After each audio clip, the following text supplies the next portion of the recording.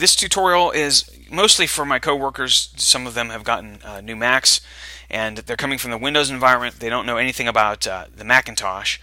So this will show you how to basically, maneuver through the Mac operating system if you come from the PC environment and don't know anything about Mac. So let me just show you first of all. The first thing I would do. Here's, for example, a picture of what your mouse might look like if it came from a Mac. I would basically throw this thing out. If you any USB mouse will do.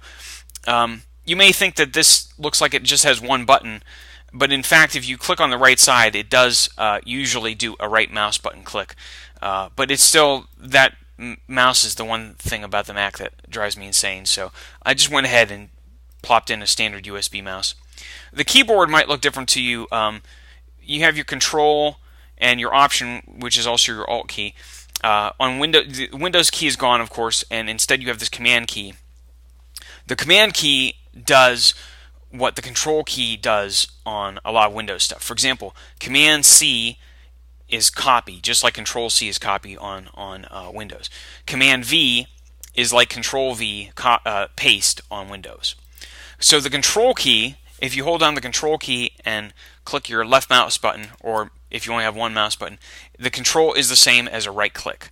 Okay, control click is the same as a right click, but I would just circumvent that by getting a 3-button mouse.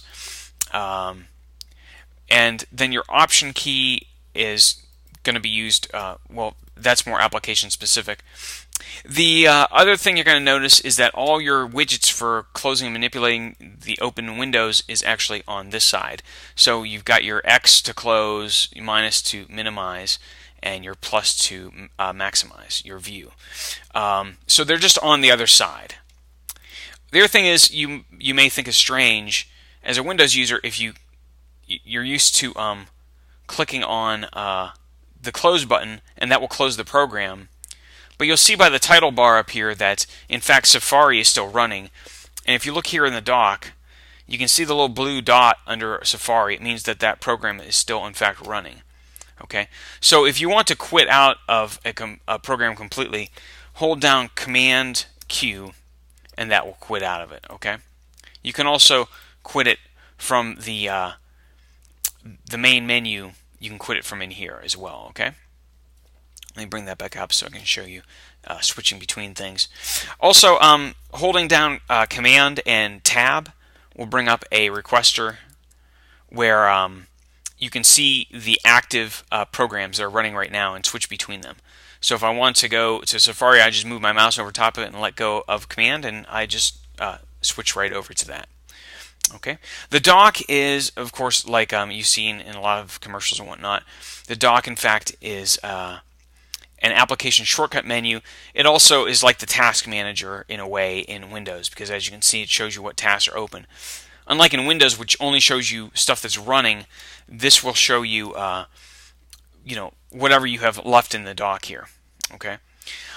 If you want to find out stuff about your Mac, go to your little Apple menu up here and go to About This Mac, and then you'll see some of the basics. You can find your operating system version number.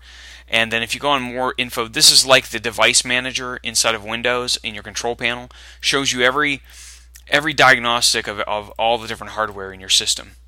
Also, you can go down here to the system preferences, and you can find everything that's basically in the control panel on Windows.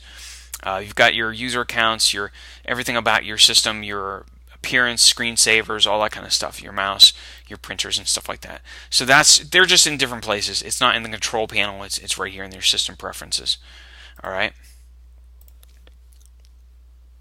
The other thing is you're probably used to on a Windows. Let me go and create a new folder.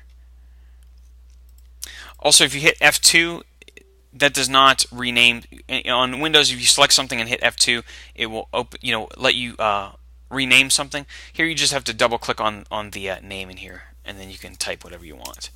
Okay, so if I want to delete this folder, hit delete. Nothing happens. If you want to delete something, you can drag it into the trash, and the trash is just like the recycle bin on Windows. Or if you want to hit the keyboard shortcut, which is Command Delete, that deletes it for good. Okay, so once you've hit the Command Delete, it's gone. All right, but if you want to permanently delete something, and not send it to the trash, and have to worry about emptying it, Command Delete is what you need. The other thing is, let me show you the Finder and how that works. Basically, the Finder is Windows Explorer. Shows you your hard drive and what's on it. The sidebar here will show you your hard drives and whatever is on the network here. You can see other people on the network if you've decided to set it up that way. You can see stuff, shortcuts to your desktop, your documents folder, all that kind of stuff. Your options for viewing things are you can have large icons or kind of smaller icons. You can have a tree view. You can have this kind of pane view, which is very nice because you can see, you can go through the hierarchy very easily. Also, this is nice. This preview view is very nice for going through a lot of image files like here. So, for example, just by flicking my mouse wheel, I can go through these images and see what's going on. It will also show you text documents and PDFs. It will show you previews of those as well as images, and also previews of video files. If you go to desktop, and let's see, we go here, you'll see like the beginning of these video files here. Okay, and you can actually start viewing the video right inside of the preview pane. Okay, so that's quite nice. The other thing that's really exceptional about the Mac is this search function. So if you click on the little spotlight icon here and you type something in on Windows, for one thing, it's extremely fast, much faster than Windows. But let's type in something really weird. I'll type in, like, for example, dolphin. So you'll see that it did in fact find an image file called dolphin skin, but it also shows me the definition. If it's something that understands, it will show you a definition for it, and also it shows you other things that have nothing to do, you would think, with dolphin. But for example, these web pages that I had visited at some point about the Madden video game and about the NFL, of course, had the name Miami Dolphins in there, and it actually remembered the page that I visited and in my cache, and it actually remembered that the word, or found that the word dolphin was in there, and it just came up like almost instantaneously. So there's a lot of flexibility with that thing. The other thing is your applications folder. If you don't see your applications folder in the taskbar down here, you can drag it in from your hard drive. You can drag it onto your dock, and it'll be down there. So basically, you click on your applications folder.